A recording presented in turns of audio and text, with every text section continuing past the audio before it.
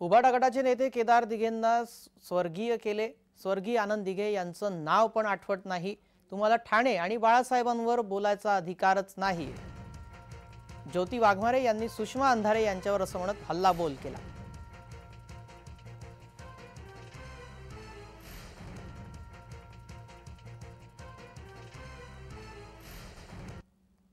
महाज्ञानी सुषमा अक्कांनी पुन्हा एकदा आपल्या अकलेचे तारे तोडले।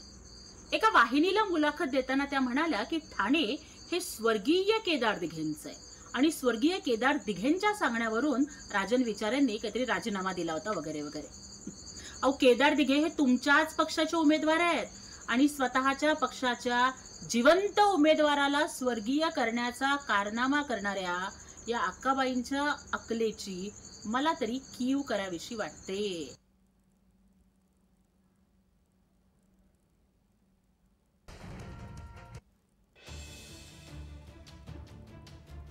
शिवसेनेच्या प्रवक्त्या ज्योती वाघमारे यांनी सुषमा अंधारे यांच्यावर हा जोरदार हल्लाबोल केलेला आहे, कारण त्यांनी केदार दिघे यांचा स्वर्गीय असा उल्लेख केला होता।